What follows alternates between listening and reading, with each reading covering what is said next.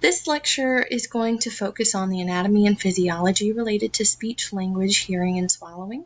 I will say that we have an entire module dedicated to the anatomy of hearing, and so we're not going to focus on that as much today. We will get into the nervous system and the different anatomical parts of the face and the neck, and how that relates to speech, language, and swallowing.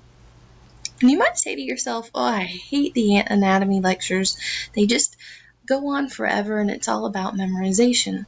But really, there is a reason that we make you learn all of this anatomy, and it ultimately goes back to our scope of practice. As speech pathologists, we practice on a multidisciplinary team, and that means that we have a team consisting of occupational therapists, physical therapists, teachers, and physicians, and we have to have an intricate understanding of what's going on in terms of the speech-related anatomy, as well as the different functions of the anatomy that can impact the overall person.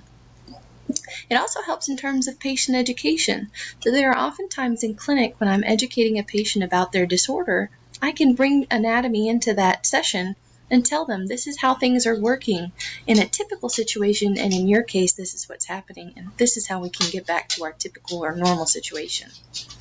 So we have to know how anatomy changes as the person grows. So we treat as speech pathologists and audiologists across the lifespan.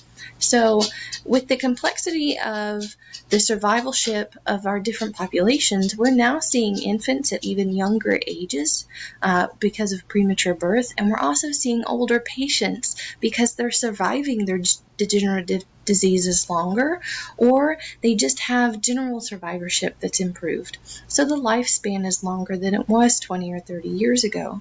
And we have to understand how the anatomy and the neurology changes over time and how that can impact the normal function of the patient.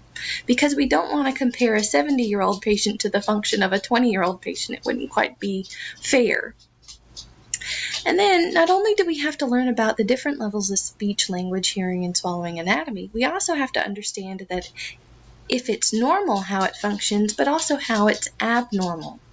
And what you'll find during this lecture, I hope, is that if you understand how each anatomical part normally functions, you'll automatically know how it doesn't function if there's a disorder, because it's just the opposite. Now, in this course, you're going to learn just the foundational information for anatomy to get you through the introduction to communication disorders. So we'll grow and elaborate on the different anatomical parts that you learn in this module. We're just going to learn about labeling those parts and getting the general function for each part, and we'll grow on that as we go. So you have a book resource below that I want you to read through. You're going to read Chapter 4 of your textbook. There is a quiz for this module that will need to be completed at the end of the week. And there is also additional resources that can help you study for anatomy. Those resources are there not only to help you create a study guide for yourself for this course, but for you to be able to create a study guide that you can use in future courses. So you're not recreating the wheel in every course, you're just adding to what you already have. I encourage you to use all of these resources. There are pictures, there are diagrams, there are charts. Everybody's a little bit different. Use color, use whatever you need that helps you study, but start building those resources now so you're not scrounging them up when the tests come, not in this class, but in future classes.